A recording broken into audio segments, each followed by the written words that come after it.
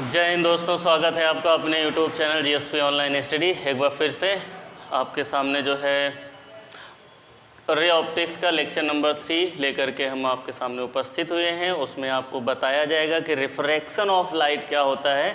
पहले और दूसरे लेक्चर में आपको बताया गया कि रिफ्लेक्शन ऑफ लाइट पहले लेक्चर में टोटल थ्योरी है और उसके बाद आपका जो है इसके न्यूमेरिकल हैं।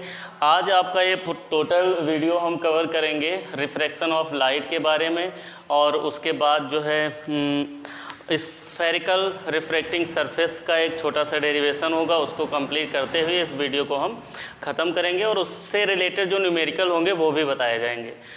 ठीक है, जो लेक्चर नंबर आपका 4 आएगा उसमें आपको लेंस के बारे में पढ़ना होगा। वहाँ पर lens maker formula, two contact thin lens जब आपके कॉम्बाइन में रखे हों तब फार्मूला, और जब हम लेंस को वाटर में या किसी लिक्विड में डुबोते हैं तो उसकी फोकल लेंथ पर क्या असर पड़ता है, इसके बारे में आपको जानकारी मिलेगी लेक्चर नंबर 4 में। 3 में कहाँ तक मिलने वाली है आपको? स्फेरिकल रिफ्रैक्टिंग सरफेस 2 प्रकार के होंगे, एक कॉनकेव होगा एक कॉन्वेक्स, उस पर डेरिवेशन करेंगे, उसके न्यूमेरिकल लगाएंगे। तो शुरू करते हैं फिर। आज का टॉपिक हमारा क्या होने वाला है? Refraction of light. तो हेडिंग लगाते हैं छोटी सी, रिफ्रैक्शन ऑफ लाइट। देखिए, रिफ्लेक्शन ऑफ लाइट में क्या होता था, मीडियम हमारे पास एक ही होता था, बट यहाँ पर हमारे मीडियम कितने होने वाले हैं? 2।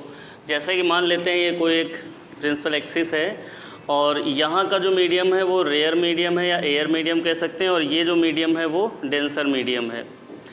यहाँ पर एक हम रे इंसिडेंट करेंगे, उसके बाद एक नॉर्मल ड्रॉ करेंगे, और जब हम रे इंसिडेंट करेंगे तो ये क्या हो जाएगा, नॉर्मल की तरफ बेंट हो जाएगा थोड़ा सा, मतलब इसको जाना चाहिए था ऐसे और ये नॉर्मल की तरफ बेंट हो गई। तो इसी प्रोसेस को हम रिफ्रैक्शन ऑफ लाइट कहते हैं। अगर यही चीज़ हम डेंस से रेयर में भेजते तो क्या होता, नॉर्मल से दूर हट जाती, और जब रेयर से डेंसर में जाएगी तो नॉर्मल की तरफ बेंट हो जाएगी।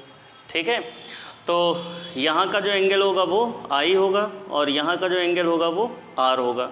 अगर हम एंगल आई को अगर दिखाएं और इस एंगल को जो डेविएट हुआ है उसको अगर हम डेल्टा एम लिख दें, डेल्टा लिख दें, तो हमारा जो आई हो जाएगा वो आर प्लस डेल्टा के बराबर हो जाएगा। इस चीज़ का हमें ध्यान रखना है, क्योंकि ये जो एंगल है वो इस टोटल एंगल के बराबर होगा, क्योंकि ये वर्टिकली अपोजिट है। तो रिफ्रैक्शन ऑफ लाइट शायद आपको समझ में आया होगा कि जब हम कोई भी रे किसी रेयर मीडियम से डेंस मीडियम में भेजते हैं तो वो नॉर्मल की तरफ टूवर्ड्स नॉर्मल बेंट होती है। इसी प्रोसेस को हम रिफ्रैक्शन ऑफ लाइट कहते हैं। इसके बाद इनके आते हैं लॉ। तो इनका जो पहला लॉ है वो सेम है जो आपका रिफ्लेक्शन ऑफ लाइट में था कि इंसिडेंट रे, रिफ्रैक्ट रे, नॉर्मल, प्रिंसिपल एक्सिस, ये सभी एक पॉइंट पर होते हैं। दूसरा लॉ इनका कहता है कि इंसिडेंट एंगल की ज्या मतलब साइन थीटा, तो ज्या ऑफ इंसिडेंट एंगल एंड ज्या ऑफ रिफ्रैक्ट एंगल का जो रेशियो होता है वह एक कांस्टेंट होता है। इसी को हम मतलब हम अगर सेकेंड लॉ इनका लिखना चाहें तो हम क्या लिखेंगे, साइन आई अपॉन में साइन आर बराबर किसके बराबर होगा, कांस्टेंट, और कांस्टेंट की जगह पर यहाँ पर लिखा जाएगा रिफ्रैक्टिव इंडेक्स। ठीक, तो रिफ्रैक्टिव इंडेक्स n बराबर sine I upon sine R. अगर ये मान लेते हैं कि एक मीडियम से दूसरे मीडियम में रे गई हुई है और हम पहले मीडियम को क्या बोल दें, आई बोल दें, और दूसरे मीडियम को क्या बोल दें, पहले मीडियम को हम 1 बोल दें और दूसरे मीडियम को 2 बोल दें, तो रिफ्रैक्टिव इंडेक्स जो लिखा जाएगा 1 रिफ्रैक्टिव इंडेक्स ऑफ 2।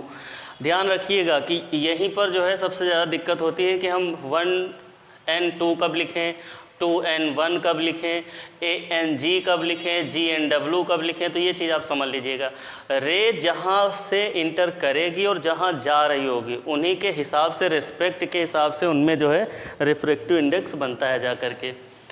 तो जैसे मान लो कि कोई एक रे है जो एयर से आई है और ग्लास में क्या करी है, इंटर करी है, और हमने कहा इसका रिफ्रैक्टिव इंडेक्स लिख करके दिखाओ, तो हम लिखेंगे क्या, ANG। समझ रहे हैं? अच्छा, यहाँ से अगर हम इनका रिलेशन बनाए दोनों मीडियम का तो 1n2 बराबर हमारा बन जाएगा n2 अपॉन N1। ये चीज़ें ध्यान रखने वाली हैं क्योंकि न्यूमेरिकल में और आगे डेरिवेशन में बहुत ज़्यादा काम आने वाली हैं। इनको आप यहीं से क्लियर करके चलोगे तो मज़ा आएगा, नहीं क्लियर करके चलोगे तो आपको थोड़ी दिक्कतें होंगी, हो सकता ना ही समझ में आए। ठीक है, तो इनसे रिलेटेड कुछ फार्मूले हैं, फिर इस पर एक आधा न्यूमेरिकल है वो लगा लिया जाएगा। फार्मूला क्या बनता है, देखो एक होता है n बराबर C/V, और ये वीडियो आप 10th क्लास वालों को भी भेज सकते हैं, शेयर कर सकते हैं, तो जो रिफ्रैक्टिव इंडेक्स है उनसे जो डाउट रहते हैं वो शायद यहाँ पर क्लियर हो पाए उन लोगों के। थोड़ा वो टॉपिक जो है उनसे इंटर लेवल का होगा वो आप वो ना देखें, क्या दिक्कत है, उसको छोड़ दें। तो n बराबर क्या होने वाला है C/V। ये फार्मूला तब लगेगा जब लाइट एयर से किसी मीडियम में जा रही हो, ध्यान रखिएगा। लाइट कहाँ से जा रही हो, एयर से किसी मीडियम में। अगर लाइट कोई मीडियम से मीडियम में जा रही है, मान लो ग्लास से वाटर में जा रही है, वाटर से ग्लास में जा रही, तब ये फार्मूला नहीं लगेगा। ये फार्मूला तभी लगेगा जब लाइट एयर से किसी मीडियम में जा रही हो, और कोई भी मीडियम हो सकता है, वो ग्लास हो सकता है, वाटर हो सकता है, सॉलिड हो सकता है। बात समझ रहे हैं।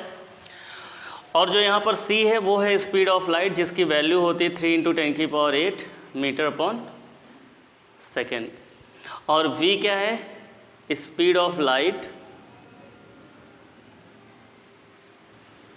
In medium. किसी भी मीडियम की वो स्पीड ऑफ लाइट है, वो किसी भी में हो। और ये रिफ्रैक्टिव इंडेक्स, तो ये तो रिफ्रैक्टिव इंडेक्स होता है। ठीक, यहाँ तक बात क्लियर है। अब अगर हम इनसे और भी फार्मूला बनाना चाहें, ठीक है, तो हाँ, अगर हम एक बात करें कि रिफ्रैक्टिव इंडेक्स डेंसिटी के, कि रिफ्रैक्टिव इंडेक्स किसका ज़्यादा होता है किसका कम होता है, ये सर हम कैसे जाने। तो रिफ्रैक्टिव इंडेक्स जितना मीडियम डेंस होगा उतना ही ज़्यादा हो जाएगा, जितना ही मीडियम हल्का होगा उतना ही रिफ्रैक्टिव इंडेक्स कम होगा। ठीक है, तो जैसे हम वाटर और एयर में रिलेट करें तो एयर का मीडियम कैसा होता है, रिस्पेक्ट टू वाटर हल्का होता है, कम डेंस होता है। वाटर का क्या होता है, ज़्यादा डेंस होता है। तो रिफ्रैक्टिव इंडेक्स किसका ज़्यादा होगा, वाटर का। एयर का क्या होगा, कम होगा। ये चीज़ समझ लीजिएगा। अगर मान लो आपसे ऑब्जेक्टिव में क्वेश्चन आ जाए कि हमारे पास दो मीडियम है और बताइए रिफ्रैक्टिव इंडेक्स कहाँ का ज़्यादा होगा, तो आप उन दोनों मीडियम का डेंस देख लीजिएगा कि ज़्यादा है कि कम है, उसी हिसाब से आप उनका आंसर दे सकते हैं। उसके बाद अगर हम बात करें कि वेलोसिटी की, कि किस में वेलोसिटी कम होगी किस में वेलोसिटी ज़्यादा होगी, तो जिसका रिफ्रैक्टिव इंडेक्स ज़्यादा होगा उसकी वेलोसिटी कम होगी। तो यहाँ से ये पता चला कि refractive index inversely proportional to V या V inversely proportional to N। Refractive index ज़्यादा, वेलोसिटी कम। अब यहीं देख लीजिए कि अगर हम आपको दो मीडियम दे दें, एक मीडियम एयर का है और एक मीडियम वाटर का है, और हम आपसे कहें कि बताइए कि रिफ्रैक्टिव इंडेक्स किसका ज़्यादा होगा, तो एयर का जो होता है वो 3 × 10⁸ होता है, और यहीं वाटर का हो जाता है 2 × 10⁸ कम हुआ। ठीक है, तो मीडियम जितना, देखिए डेंसिटी से आए, डेंस जितना ज़्यादा मीडियम होगा रिफ्रैक्टिव इंडेक्स उतना ज़्यादा, और रिफ्रैक्टिव इंडेक्स जितना ज़्यादा होगा आपका जो वेलोसिटी ऑफ लाइट होगी वो उतनी ही कम हो जाएगी। तो यहाँ से एक हमें रिलेशन मिला कि V1/V2, दो मीडियम का अगर हम रिलेशन लें तो N2/N1 उल्टा चलेगा। ठीक है, और फिर अगर हम देखें कि अगर हम वेवलेंथ की बात करें कि लैम्डा क्या होगा उनका रिलेशन, तो आप C के साथ V का रिलेशन देखो, लैम्डा का रिलेशन देखो, तो C बराबर क्या होता है, N लैम्डा। तो स्पीड ऑफ लाइट जो होता है वो लैम्डा के डायरेक्टली प्रोपोर्शनल है। तो जो नेचर जो बिहेव जो है वेलोसिटी करेगी वही बिहेव कौन सा करेगा, लैम्डा करेगा। तो ये भी क्या हो जाएगा, λ1/λ2। तो इतने रिलेशन आपको कम से कम पता होने चाहिए। 3 लैम्डा वाला भले ही छोड़ दो, बट वेलोसिटी का पता होना चाहिए।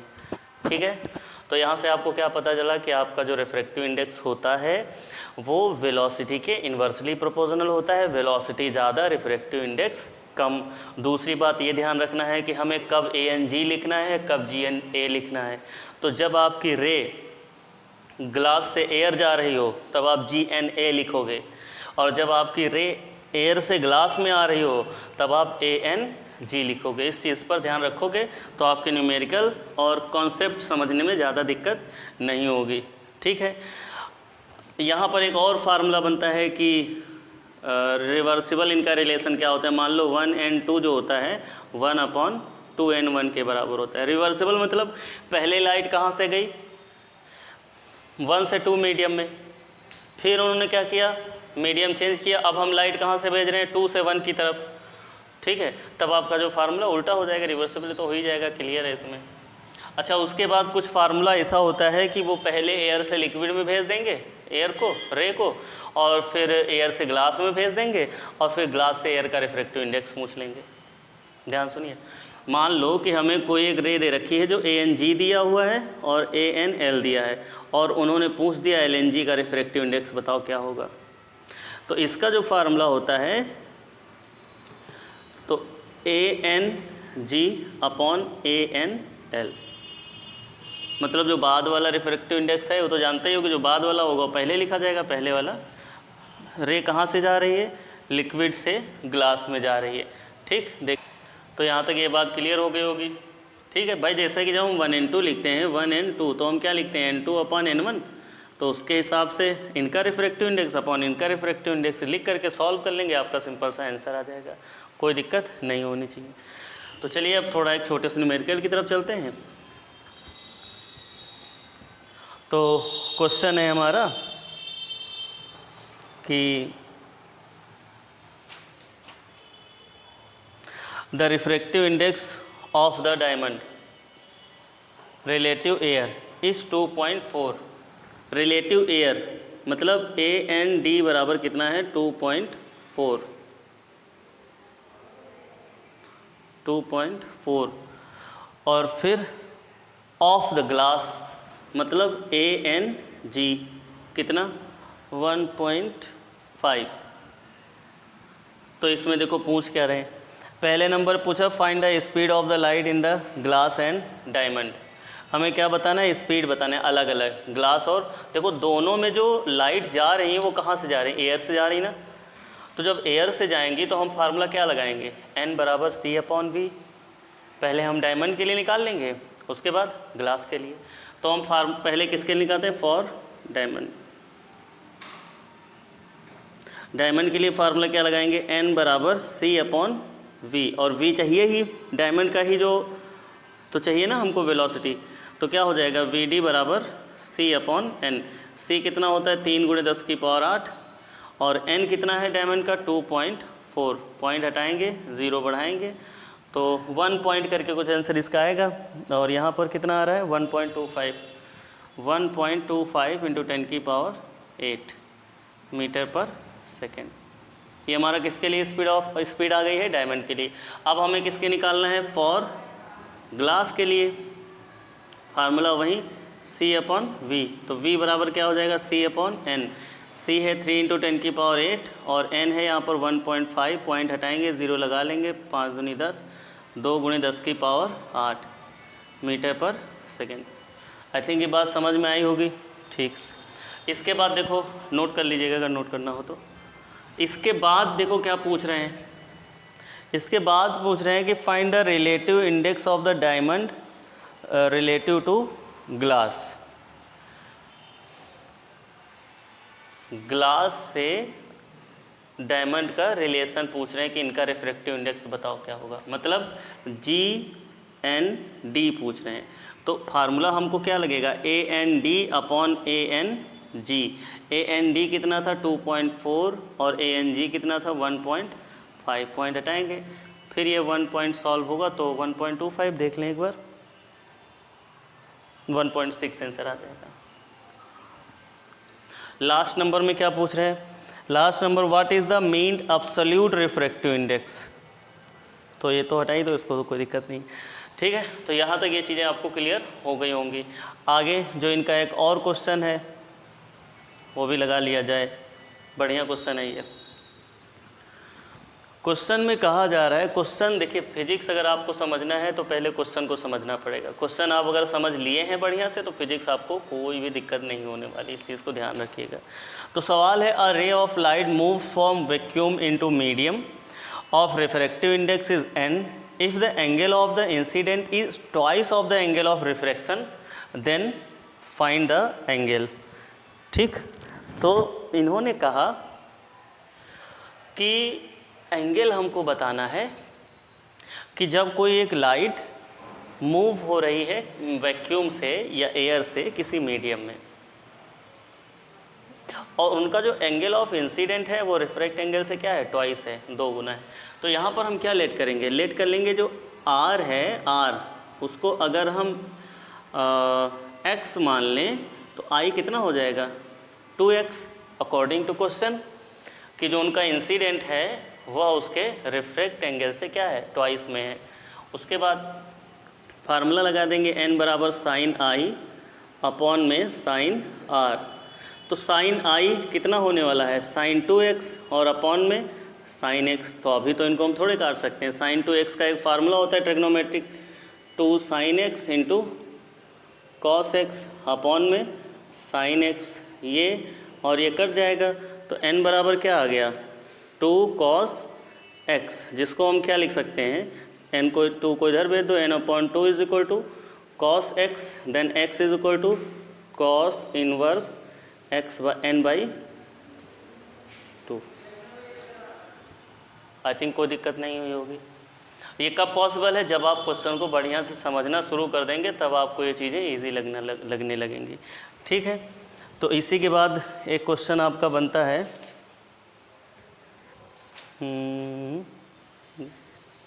इसमें अच्छा फार्मूला एक और जुड़ जाता है, उसको आप देख लीजिए, वो होता है वर्चुअल डेप्थ का।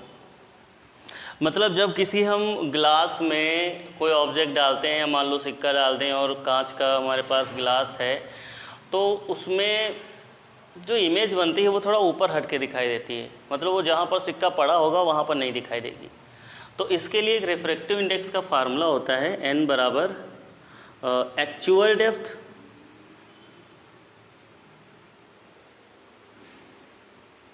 अपॉन में, इसको हम चाहे अपीयरेंट डेप्थ कह लें या वर्चुअल डेप्थ कह लें, फार्मूले के हिसाब से अपीयरेंट डेप्थ कह लें चाहे वर्चुअल डेप्थ कह लें।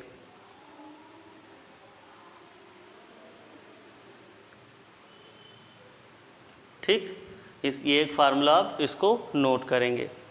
अच्छा, एक और फार्मूला होता है, d बराबर t 1 minus 1 upon n। Check कर लिया जाए एक बार। ये फार्मूला क्या है, d क्या है, डिस्टेंस है, कौन सी, वर्चुअल वाली, अपीयरेंट वाली। t क्या है, उस ऑब्जेक्ट की थिकनेस है जिसमें वो चीज़ रखी जा रही है, डाली जा रही। मान लो हम कांच का ग्लास लेते हैं तो उसकी अपनी थिकनेस होगी।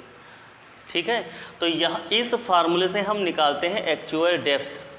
कैसे कि यहाँ पर हमने मान लो n की वैल्यू रख दी, थिकनेस रख दी, सॉल्व कर दिया, और हमें टोटल अगर उस ग्लास का हाइट पता होगा उसमें से हम ये माइनस कर देंगे। मान लेते हैं कि ये ग्लास है जिसमें पानी भरा हुआ है और इसका 10 सेंटीमीटर हाइट है, और इसका जो रिफ्रैक्टिव इंडेक्स मान लो 1.5 है, और फिर कहा गया कि बताओ इसका जो रियल डेप्थ है जहाँ पर हम देख रहे हैं ऑब्जेक्ट वो कितनी डिस्टेंस पर है। तो हम क्या करेंगे, सिक्का मान लो पड़ा यहाँ पर है, दिखाई यहाँ दे रहा है, तो ये डिस्टेंस d है। तो हम क्या करेंगे कि जब d यहाँ से निकाल लेंगे और निकाल करके इसमें से माइनस कर देंगे तो हमारे ये डिस्टेंस आ जाएगी कि हम कहाँ से व्यू कर रहे हैं, उसको कहाँ से देख रहे हैं। बात समझ रहे हैं? तो ये d वाला कंडीशन था। तो चलिए इसी पर एक सवाल होगा, एक दो। तो सवाल कुछ ऐसा है कि ये तो सिंपल वाला क्वेश्चन है, देख लीजिए। कह रहे हैं a ray of light which is incident in air on the surface of the glass block is क्या है, deviated through 15 degree, the angle of the incident in air is 60 degree, what is the angle of refraction of the glass. क्या कह रहे हैं वो? कह रहे हैं कि एक रे है जो एयर से ग्लास में इंसिडेंट हो रही है, और वो जो डेविएट हो जाती है कितनी, 15 डिग्री डेविएट। डेल्टा, अभी जो फार्मूला लिखवा है, और उसमें जो इंसिडेंट एंगल है वो 60 है, तो बताओ रिफ्रैक्ट एंगल कितना होगा। तो लाइट चली गई है, वीडियो क्लियर होना चाहिए, दिख रहा है कि नहीं, ये देखिए दिख रहा है तो बस, चेहरा नहीं भी दिख रहा है तो उससे कोई फ़र्क नहीं पड़ना है। तो हम क्या कर रहे थे कि यहाँ पर क्या होता है, एयर मीडियम से एक रे इंसिडेंट कराई जाती है जो डिफ्लेक्ट होती है, और उन्होंने कहा जो डेविएट हुआ है ना एंगल वो कितना है 15 डिग्री, और इंसिडेंट एंगल कितना है 60 डिग्री। अभी हमने एक फार्मूला लिखवाया था, ये कितना होता है R, हमने एक फार्मूला लिखवाया था I बराबर डेल्टा प्लस R, हमें चाहिए क्या R, तो हम फार्मूला क्या लिखेंगे, R बराबर I माइनस डेल्टा। तो R बराबर I कितना दे रखा है 60 और माइनस 15, तो R बराबर कितना हो जाएगा 45 डिग्री। ठीक है, दिख तो रहा ही है, ठीक है क्लियर करो। ठीक, उसके बाद इस पर एक नेक्स्ट क्वेश्चन देखते हैं क्या है। नेक्स्ट क्वेश्चन है हमारा, a needle laying on a horizontal, A needle laying on a horizontal surface is viewed vertically from the distance of 100 cm. A glass slab is of 12 cm thickness of the placed on the needle. Find the distance of the virtual image of the needle from the eyes, taking the refractive index इतना। तो यहाँ पर हम क्या निकालेंगे, 12 centimetre दे रखा है thickness, मतलब थिकनेस क्या है T बराबर कितना है 12 सेंटीमीटर। बॉटम में भाई ग्लास होते हैं, मोटे होते हैं ना, तो वो थिकनेस दे रखी है। N बराबर दे रखा है कितना 1.5 आई थिंक, यस 1.5। तो वो पूछ रहे हैं कि बताओ जो रियल इमेज बनेगी जिसको हम देख पा रहे हैं वो कितनी दूरी पर बनेगी, और एक 100 सेंटीमीटर दे रखा है जो है उसका, जहाँ से हम देखते हैं वर्टिकली, मतलब व्यू, जो व्यू इमेज है, कौन सा इमेज है यहाँ पर,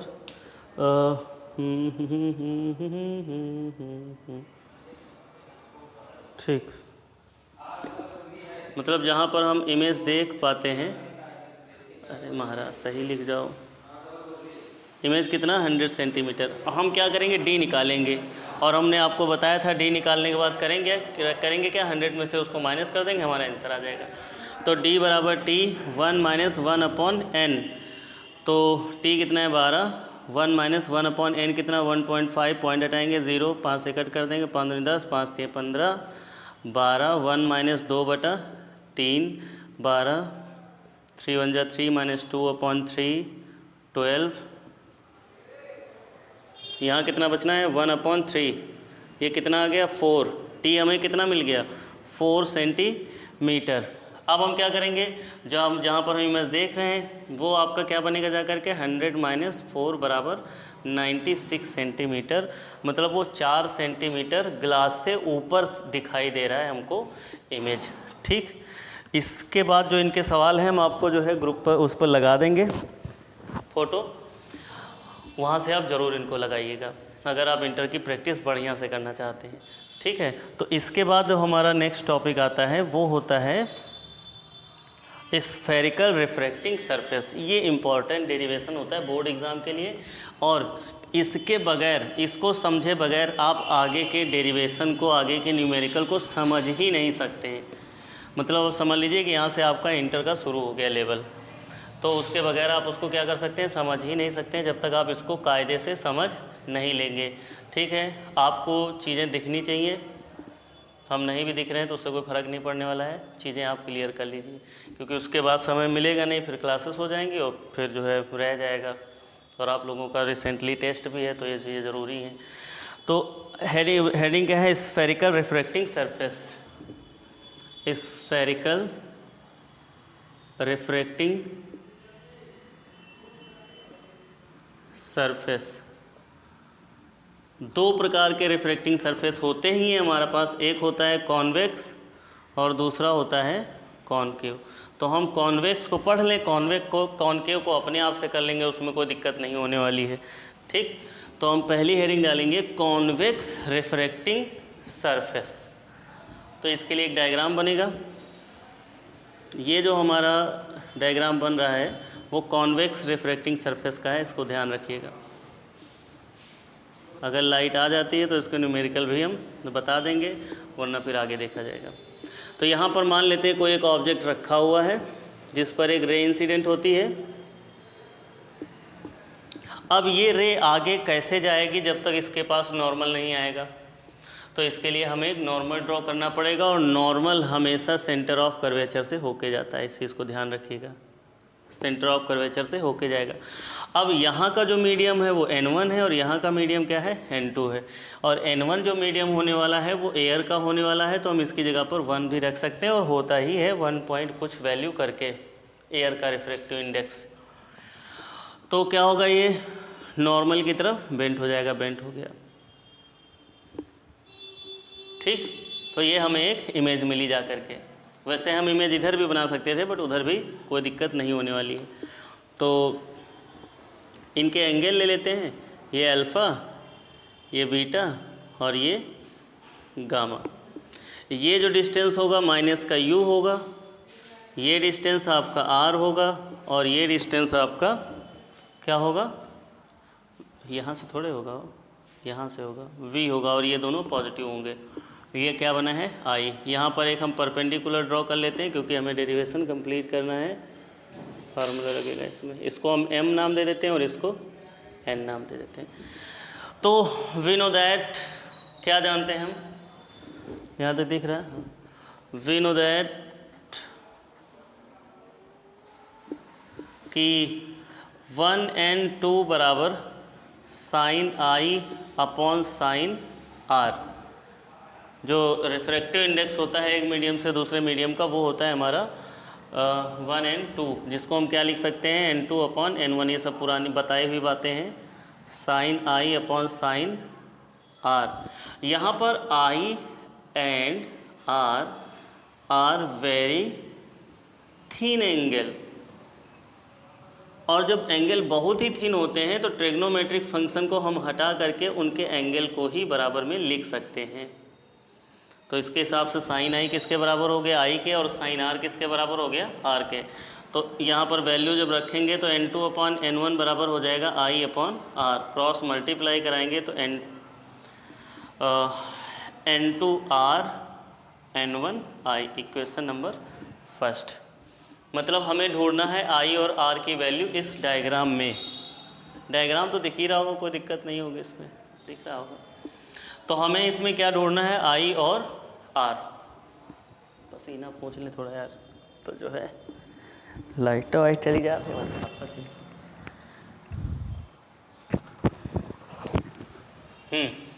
तो हम एक ट्रायंगल उठाएंगे। देखो इसमें आई आर तो बना लें। देखो ये हमारा जो एंगल होगा वो आई होगा, क्योंकि इंसिडेंट एंगल और नॉर्मल से बीच में बनने वाला, और ये हो गया रिफ्रैक्ट और ये हो गया नॉर्मल। यहाँ पर क्या बन जाएगा? आर बन जाएगा। तो हम इन ट्रायंगल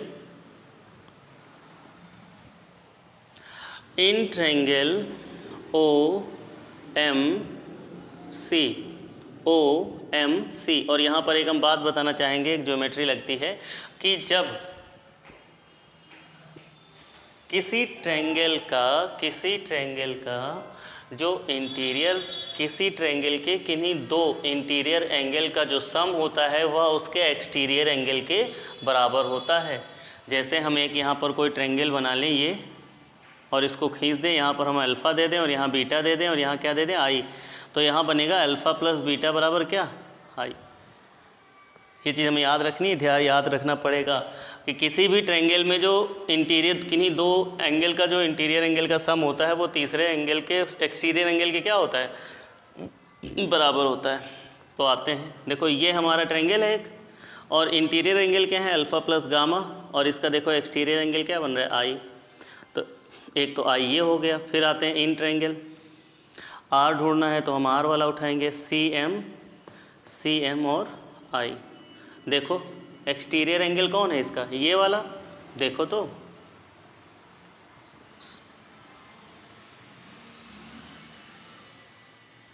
देखो यही तो है गामा, और ये क्या है? आर है, और ये बीटा है। देखोगे तो क्लियर हो जाएगा, कोई दिक्कत वाली बात थोड़ी है। अब क्या हो जाएगा? तो आर प्लस बीटा बराबर क्या हो जाएगा, गामा। तो आर बराबर क्या हो जाएगा, gamma minus beta. Equation number second का है। अब ये जो आर और आई की वैल्यू आई है वो फर्स्ट इक्वेशन में रख देंगे। लिखेंगे put the value of R and I in equation, किस में, फर्स्ट में, यहाँ वाले में। तो रफ कर लें, इतना लिखना चाहो इतना लिख सकते हो, कोई दिक्कत वाली बात नहीं। तो देखो यहाँ पर क्या लिखा हुआ है, N2R, बहुत रफ कर दिया, ले चलो। N2R कितना होगा थोड़ा बताओ तो। R होगा हमारा गामा माइनस बीटा। N1I कितना होगा, तो होगा अल्फ़ा प्लस गामा। सही है ना, ठीक, ये वाला सही है। R प्लस बीटा बराबर गामा, तो R बराबर गामा माइनस बीटा। ठीक, इनका मल्टीप्लाई करा दो सीधे सीधे। N2 gamma minus N2 beta बराबर N1 अल्फ़ा और प्लस का N1 गामा। तो गामा गामा एक पास ले लो, N2 गामा माइनस का N1 गामा बराबर N1 अल्फ़ा प्लस का N2 बीटा। यहाँ कॉमन क्या है, गामा, तो क्या बन जाएगा, N2 माइनस N1 मल्टीप्लाई में है ये, बराबर में N1 alpha plus N2 beta. I think यहाँ तक बात क्लियर होगी। ठीक, इसके बाद हम क्या करेंगे, हमारा जब इंसिडेंट एंगल और रिफ्रैक्ट एंगल स्मॉल हैं तो उनके द्वारा जो क्रिएट किए हुए एंगल हैं अल्फ़ा बीटा गामा, वो भी क्या हो जाएंगे, स्मॉल हो जाएंगे। तो हम लिखेंगे alpha beta gamma are very thin angle, then जो अल्फ़ा होगा वो tan अल्फ़ा के बराबर होता है, और tan अल्फ़ा बराबर होता है परपेंडिकुलर अपॉन बेस। परपेंडिकुलर देखो अल्फ़ा है कहाँ, ये एक ट्रायंगल बन रहा है ना, ध्यान रखिएगा, ये वाला, ये अल्फ़ा है, तो परपेंडिकुलर क्या है इसका, थीटा कहाँ बन रहा है, परपेंडिकुलर हो जाएगा mn, और बेस कितना हो जाएगा, माइनस का u। इसी प्रकार से जब हम बीटा निकालेंगे तो वो क्या हो जाएगा, tan बीटा, और उसकी जगह पर हम क्या लिखेंगे, परपेंडिकुलर अपॉन बेस। यहाँ पर भी चलेगा। अब थोड़ा देखो, ये रहा परपेंडिकुलर और बीटा है कहाँ, यहाँ, ये देखो तो ये परपेंडिकुलर तो आपका mn ही होने वाला है, बट आपका जो डिस्टेंस होने वाला है, देखिए ये डिस्टेंस इसके बहुत नज़दीक में है, तो p लेकर के ही चला जाएगा, n को छोड़ा जाएगा, v। फिर क्या आएगा, गामा बराबर tan गामा, जो क्या हो जाएगा, परपेंडिकुलर अपॉन बेस है तो सब वही, गामा कहाँ है, यहाँ पर, तो mn अपॉन में r, वो भी काहे का, पॉजिटिव, क्योंकि सब राइट साइड में। इसके बारे में तो हमने तुमको बताया ही है कि कब आपको पॉजिटिव लेना है और कब आपको नेगेटिव लेना है। ठीक, इसके बाद अब हम अल्फ़ा बीटा गामा की वैल्यू हम इक्वेशन किस में रख देंगे, फर्स्ट में। ठीक, अब वैसे कोई डायग्राम की ज़रूरत नहीं है, डायग्राम की यहीं तक ज़रूरत थी, यहीं पर लग जाएगा। तो देखा जाए तो हमारा इक्वेशन ये है फर्स्ट, तो इसमें हम रखेंगे गामा की जगह पर लिखेंगे mn अपॉन में r, और यहाँ पर क्या चलेगा, n2 माइनस n1 बराबर में n1 अल्फ़ा कितना आया है, mn अपॉन में माइनस का u plus n2 mn upon में प्लस का v। ठीक, अभी हम यहाँ पर लिख देते हैं, इसको भी हटा दें। तो हम यहाँ पर जब लिखेंगे तो हमारा आएगा mn कॉमन लेते हुए, mn कॉमन लेंगे जब, mn अपॉन r ये है ही है कॉमन यहाँ पर, n2 माइनस n1 बराबर में, यहाँ mn जब हम कॉमन उठाएंगे तो हमारा बन करके आ जाएगा n1 अपॉन माइनस का u प्लस n2 अपॉन में v। तो ये कट mn कट जाएगा, इक्वेशन क्या आएगी, n2 minus n1 upon r is equal to, सही से लिखें तो n2 upon v minus n1 upon u। ठीक है, अब हम ये तो एक इसको अगर थोड़ा सही से लिखा जाए तो ये वाला इधर होता है, तो n2 upon v minus n1 upon u is equal to n2 minus n1 upon में r। ये हमारा एक रिफ्रैक्टिंग सरफेस का फार्मूला आ जाता है। ठीक है, तो इसको अगर हम आ जाएं इस पर कि n1 n2 थे क्या, तो हमारा जो n1 था तो यहाँ तक आप जो है इसको लगाइएगा जा करके। ठीक है,